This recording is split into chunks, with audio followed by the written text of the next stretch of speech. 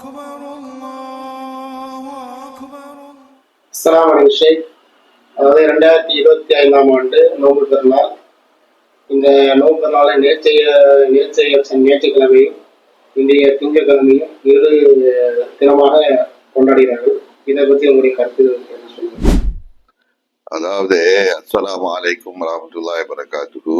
இந்த நோன்பு பெருநாள் 2025ஆம் ஆண்டு ஹிஜ்ரி 1446ஆம் ஆண்டினுடைய ரமலான் நோன்பை நோற்று முடித்த பின்பு பெருநாள் தொழுகையை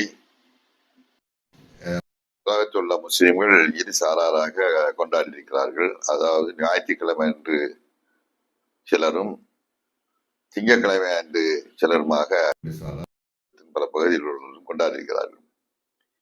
இப்படி இரண்டு சாராராக 2 நாட்கள் கொண்டாட வேண்டிய தேவை என்ன, அதை பற்றி என்ன உங்கள் கருத்து என்ன என்று கேட்கிறார்கள். அதாவது எல்லாருமே இஸ்லாமிய சகோதரர்கள், இஸ்லாமிய மார்க்கத்தை ஏற்று அந்த மார்க்கத்தில் இணைந்து வாழக்கூடிய அத்தனை முஸ்லிம்களும் சரியான பாதையை செல்ல வேண்டும் என்பதுதான் எல்லோருடைய நோக்கம்.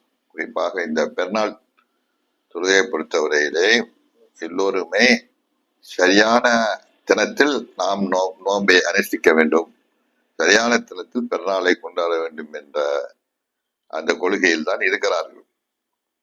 இருந்தாலும் இந்த பெருநாள் என்றைக்கு ஆரம்பமாகிறது, நோன்பு எப்பொழுது முடிகிறது, பெருநாள் எப்பொழுது ஆரம்பிக்கிறது என்ற அந்த விஷயத்தில் புரிதலிலே ஏற்றத்தாழ்வு இருக்கிறது.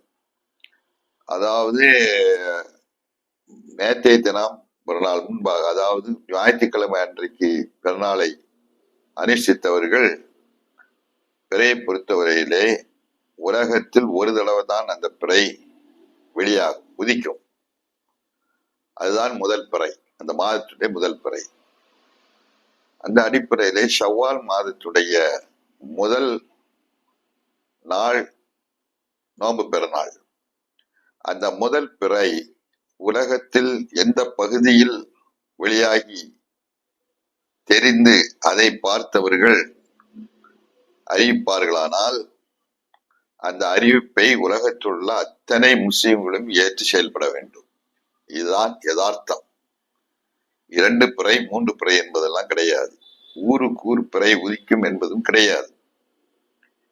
இந்த நவீன காலத்தில் பிறை உதித்த அந்த வெளியான அந்த தகவலை ஒரு நிமிடத்தில் உலகம் பூரா கொண்டு போய் சேர்க்க முடியும். அந்த அளவுக்கு வல்ல இறைவன் இந்த உலகத்தை அமைத்திருக்கிறான். அறிவியல் நுட்பமும் வளர்ந்திருக்கிறது. அந்த அடிப்படையில் பிறை பார்த்த அந்த தகவலின் அடிப்படையிலே பல நாடுகளிலே உள்ளவர்கள் முஸ்லிம்கள் பெருநாளை அனுஷ்டிக்கிறார்கள். அவர்களோடு சேர்ந்து எல்லோரும் அனுஷ்டிக்க வேண்டும். அப்பொழுதுதான் அந்த ஒற்றுமை நிலவு. அந்த அடிப்படையில் தான் தமிழகத்தில் உள்ளவர்களானாலும் இதர பகுதிகளில் உள்ளவர்களானாலும் இந்த பிறை உதித்த அதை அடிப்படையாக கொண்டு அவர்கள் பெருநாளை அனுஷ்டிக்கிறார்கள். அதுதான் சரி, அதுதான் ஒற்றுமை. அந்த அடிப்படையில் செய்வதுதான் இஸ்லாம் வரவேற்கக்கூடியதா இருக்கிறது என்ற அந்த நம்பிக்கையிலே அவர்கள் செயல்படுகிறார்கள். 2வது நாள் பெருநாளை கொண்டாடக்கூடியவர்கள் என்ன சொல்கிறார்கள், அந்த பிறை உதித்த தகவலை எங்கு பிறை உதித்தாலும் அந்த தகவலை ஏற்றுக்கொள்ள வேண்டும் என்பது இல்லை. அவரவர்களுடைய பகுதியிலே அந்த பிறை உதித்ததை பார்த்து அதற்கு பின்புதான் அந்த பெருநாளை அனுஷ்டிக்க வேண்டும், உறுதிப்படுத்த வேண்டும், பெருநாளை கொண்டாட வேண்டும் என்று அவர்கள் சொல்லுகிறார்கள். இதுதான் கருத்து வேறுபாடு. பிறை எங்கு தெரிந்தாலும், உலகத்தில் எங்கு தெரிந்தாலும் ஒரே பிறை தான் உலகத்துக்கு. அந்த பிறை தெரிந்த தகவல் கிடைத்து விட்டால் அந்த தகவல் எல்லா மூமின்களுக்கும் முஸ்லிம்களுக்கும் போதுமானதாகும். அதைத்தான் அல்லாஹ்வுடைய தூதரும் நமக்கு அறிவித்திருக்கிறார். அதுதான் சரியான கருத்து என்று சொல்லி ஞாயிற்றுக்கிழமை நோன்பு நோற்றவர்கள் அந்த அடிப்படையிலே பெருநாளை அனுஷ்டித்தார்கள்.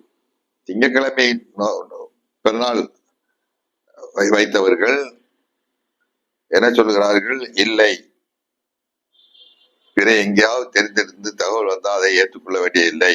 எங்கள் பகுதியிலே எங்கள் நாட்டிலே உள்ள அதிகாரிகள் அறிவிப்பு செய்தால் அந்த அறிவிப்பை தான் நாங்கள் ஏற்று செயல்படுவோம் என்ற ஒரு கொள்கையிலே இருந்து அதன் அடிப்படையில் அவர் செயல்படுகிறார். எப்படி இருந்தாலும் எல்லோரும் முஸ்லிம்கள். அவரவர்களுடைய புரிதலுக்கு தகுந்தவாறு அவர்கள் அந்த பிறநாளை அனுசரித்திருக்கிறார்கள். எனவே இதை மையமாக வச்சு சமுதாயத்துல பெரிய ஒரு பகைமை உணர்வையோ வெறுப்புணர்வையோ ஏற்படுத்த வேண்டிய அவசியம் இல்லை. இது ஒரு சின்ன மசாயில் பிரச்சனை. எனவே இதன் காரணத்தினால் முஸ்லிம்கள் தங்களுக்குள்ளால அந்த சகோதரத்துவத்தை வெறுப்பை ஏற்படுத்த வேண்டிய தேவையில்லை.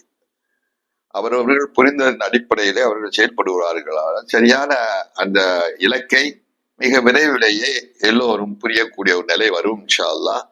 அதுவரை நாம் பொறுத்திருப்போம்.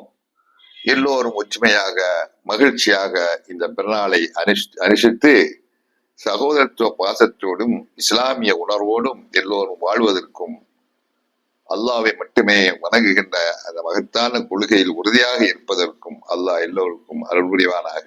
அஸ்ஸலாமு அலைக்கும் வரஹ்மத்துல்லாஹி வபரகாத்துஹு.